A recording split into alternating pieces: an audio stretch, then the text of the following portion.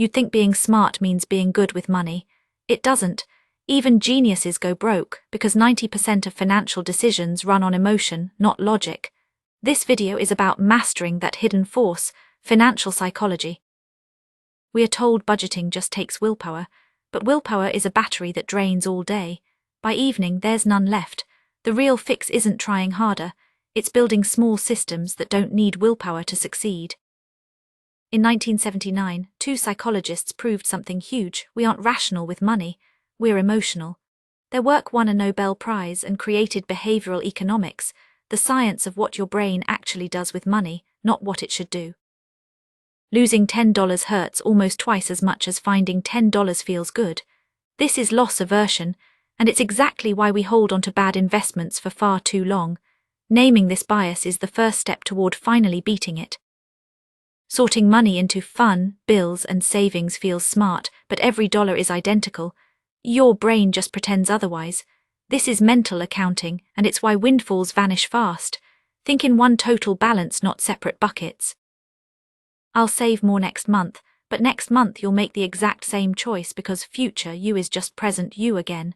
This is present bias. The fix isn't more willpower tomorrow, it's automating the decision today.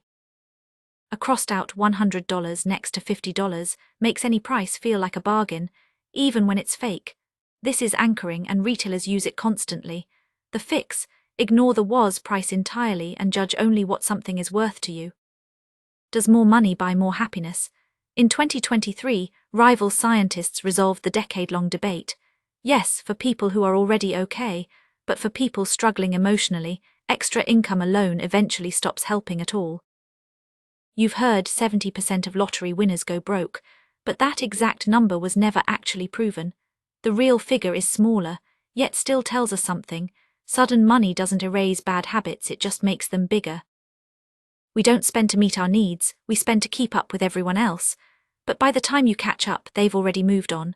It's an invisible race with no finish line, funded entirely by your own wallet. Two economists designed a plan.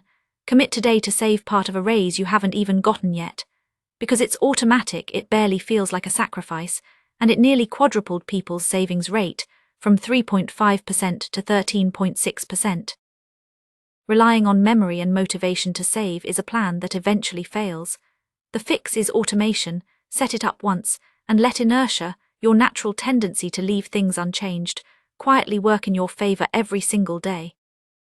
We always ask, what will I gain, before buying, but that question is rigged. Flip it, ask, what am I losing, instead.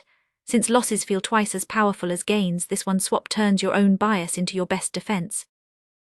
Every bias we covered today shares one root cause. It was never a willpower problem, it was always an architecture problem. Redesign the system once, and each of these biases stops working against you, and starts working quietly in your favor. Thank you for learning this with me today. And speaking of systems, subscribing is its own tiny automation. One tap now, and you'll never miss what's next. Tell me in the comments which bias you recognized in yourself. Hi, thanks for watching. If you want more videos like this, please subscribe to my channel. Bye.